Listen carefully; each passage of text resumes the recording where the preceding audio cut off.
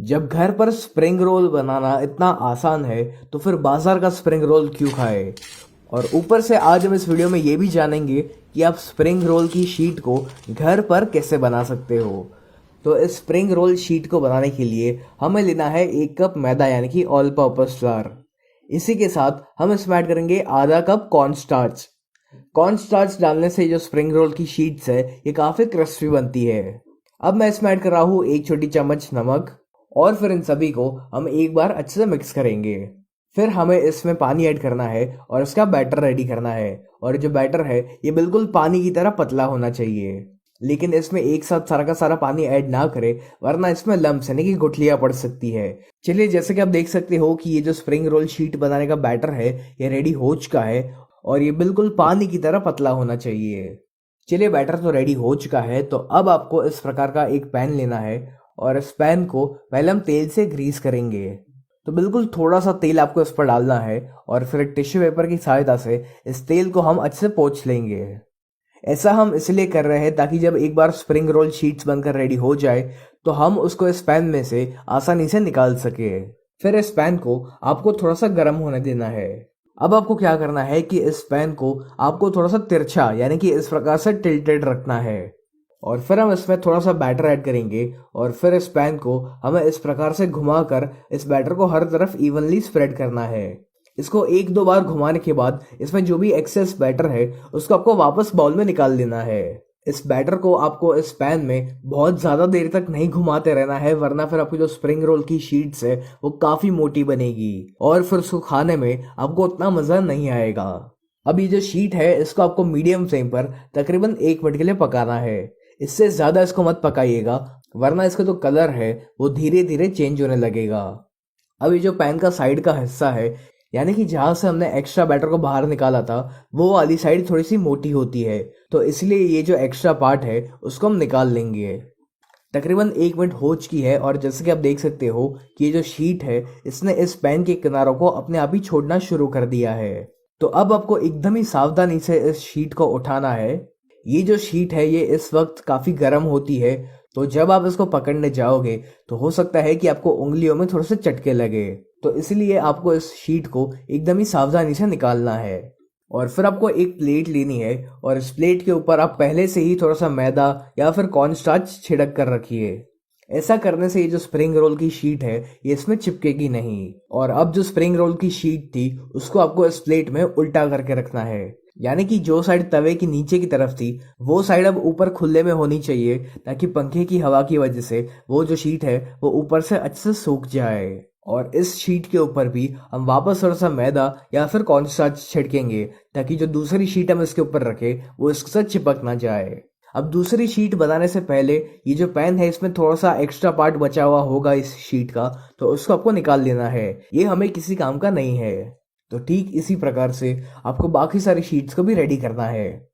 शुरू शुरू में आपको 1-2 शीट्स को बनाने में थोड़ी सी दिक्कत आ सकती है, लेकिन जैसे जैसे आप इसको बनाते जाओगे वैसे वैसे ही आपके लिए बहुत ही ईजी होता जाएगा और आपकी जो स्प्रिंग रोल की शीट है वो आसानी से बनकर रेडी हो जाएगी।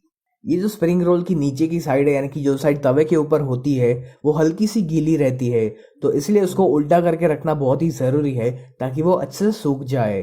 तो चलिए, ये जो दूसरी शीट है ये भी रेडी हो चुकी है और इसको भी हम मैदा या फिर कॉर्न स्टार्च से अच्छे से डस्ट करेंगे।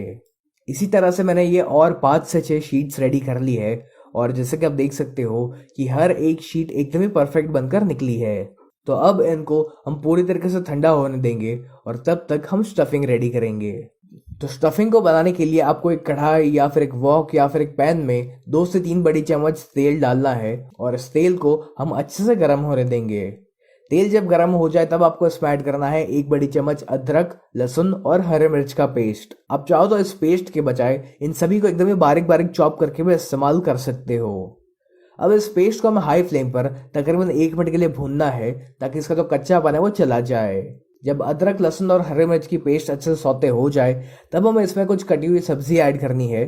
तो मैंने इस्तेमाल किया है 1 कैप्सिकम यानी कि शिमला मिर्च, थोड़ा सा पत्ता गोभी यानी कि कैबेज और थोड़ा सा कैरेट।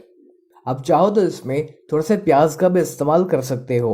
तो इन सभी वेजिटेबल्स को हम इसमें ऐड करेंगे और इनको हमें हाई फ्लेम पर तकरीबन 2 मिनट के लिए पकाना है। इनको हम बहुत ज़्यादा देर तक नहीं पकाएंगे, वरना फिर ये एकदम ही सॉफ्ट हो जाएंगे और फिर इसे खाने में उतना मज़ा नहीं आएगा। हमें इन सब्जियों को थोड़ा सा कच्चा ही रखना है ताकि ये खाने में थोड़ा सा क्रंची लग सके। इसी के साथ मैं इसमें ऐड कर रहा हूँ 1 छोटी चम्मच नमक, ताकि ये जो सब्जियां है ये फटाफट से कुक हो जाए।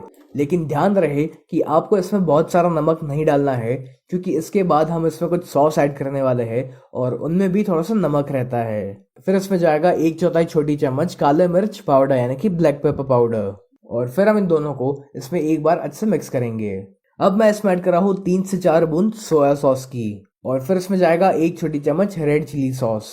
कुछ लोग स्प्रिंग रोल्स की स्टफिंग में इन सॉसेस का इस्तेमाल नहीं करते, तो अगर आप इनको नहीं डालोगे तो भी चलेगा। क्या होता है कि सॉस डालने से ये जो स्टफिंग है ये हल्का सा गीला हो जाता है और फिर जो स्प्रिंग रोल की शीट है वो हल्की सी फटने लगती है।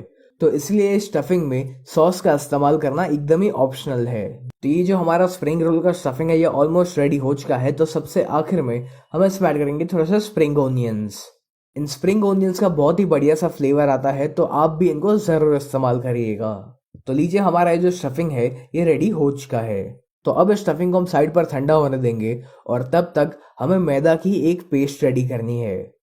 तो मैंने एक बोल में लिया हुआ है 2 बड़ी चम्मच मैदा यानी कि ऑल पर्पस फ्लावर, और फिर हम इसमें बिल्कुल थोड़ा थोड़ा पानी ऐड करते जाएंगे और इसकी हमें एक पेस्ट रेडी करनी है। इस पेस्ट को हम इसलिए बना रहे हैं ताकि हम स्प्रिंग रोल की शीट को आसानी से चिपका सके। चलिए, सारी चीज़ें बनकर रेडी हो चुकी है। तो अब हम ये देखेंगे कि स्प्रिंग रोल को बनाना कैसे है। तो मैंने यहाँ पर ये स्प्रिंग रोल की शीट रखी हुई है। तो अब इसकी किसी भी एक तरफ पर आपको स्टफिंग को डालना है। तो मैंने 1 बड़ी चम्मच जितना स्टफिंग का इस्तेमाल किया हुआ है। आप बहुत ज़्यादा भी स्टफिंग फिल ना करें इसमें, वरना आपको उसको फोल्ड करने में थोड़ी सी दिक्कत आ सकती है। अब जो मैदा की पेस्ट हमने बनाई हुई थी, उस पेस्ट को हमें इस स्प्रिंग रोल की शीट की तीनों तरफ पर लगाना है। इस मैदा की पेस्ट को आप अच्छे से हर तरफ लगाइएगा ताकि ये जो स्प्रिंग रोल की शीट है ये अच्छे से बंद हो जाए और फिर तेल में जाने के बाद खुले नहीं। अब इसकी जो साइड्स है इसको हम बीच की तरफ लेकर आएंगे और फिर जिस साइड पर हमने स्टफिंग लगाया हुआ था उस साइड को हमें इस प्रकार से फोल्ड करते जाना है। अब सबसे आखिर में हम यहाँ पर भी थोड़ा सा मैदा का पेस्ट लगाएंगे ताकि जो स्प्रिंग रोल की शीट है ये अच्छे से सील हो जाए। तो जैसे कि आप देख सकते हो कि ये जो स्प्रिंग रोल है ये रेडी हो चुका है, और ठीक इसी प्रकार से आपको बाकी सारे स्प्रिंग रोल्स को भी बनाकर रेडी करना है। अगर आपकी शीट में कहीं पर भी छेद हो या इसको फोल्ड करते समय पर वो कहीं से फट जाती है, तो फिर जो मैदा की हमने पेस्ट बनाई हुई थी उस पेस्ट को आप इस शीट पर लगा लीजिए ताकि वो जो छेद है वो भर जाए। चलिए, इसी प्रकार से मैंने सारे स्प्रिंग रोल्स रेडी कर लिया हुए हैं। तो अब बारी आती है इनको फ्राई करने की, और इनको फ्राई कैसे करना है ये बहुत ही ज़रूरी है। अगर आप इनको ठीक तरीके से फ्राई नहीं करोगे तो फिर ये जो स्प्रिंग रोल्स है ये उतने क्रिस्पी नहीं बन पाएंगे और अंदर से आपको ये हल्के से कच्चे भी लगेंगे। तो जो सबसे ज़रूरी चीज़ है वो ये है कि आपका जो तेल का तापमान है वो मीडियम गर्म होना चाहिए। जैसे कि आपने देखा कि जब मैं इसमें स्प्रिंग रोल डाल रहा हूँ तो तेल में काफ़ी धीरे धीरे से बबल्स आना शुरू हो रहे हैं, यानी कि जो तेल है वो मीडियम गर्म है। अगर आपका तेल बहुत ही ज़्यादा गर्म होगा तो फिर जो स्प्रिंग रोल्स है ये बहुत ही फटाफट से ब्राउन हो जाएंगे, लेकिन उतने क्रिस्पी नहीं बनेंगे और अंदर से भी आपको जो मैदा और कॉर्नस्टार्च है वो हल्का सा कच्चा लगेगा। तो इसीलिए जो तेल है वो उतना गर्म नहीं होना चाहिए। अब आपको इन स्प्रिंग रोल्स को मीडियम फ्लेम पर ही फ्राई करना है जब तक ये गोल्डन ब्राउन और एकदम ही क्रिस्पी नहीं हो जाते, और इनको अच्छे से फ्राई होने में तकरीबन 5 से 6 मिनट लग सकती है। एक साथ इसमें बहुत सारे स्प्रिंग रोल्स ना ऐड करें वरना ये फट सकते हैं। तो इसीलिए एक समय पर सिर्फ 3 या 4 स्प्रिंग रोल को ही फ्राई करें। जैसे कि आप देख सकते हो कि जो स्प्रिंग रोल्स है ये बहुत ही अच्छे से फ्राई हो चुके हैं, काफ़ी बढ़िया सा कलर भी आ चुका है इनके ऊपर। तो अब हम इनको बाहर निकाल लेंगे और ठीक इसी प्रकार से आपको बाकी सारे स्प्रिंग रोल्स को भी रेडी करना है।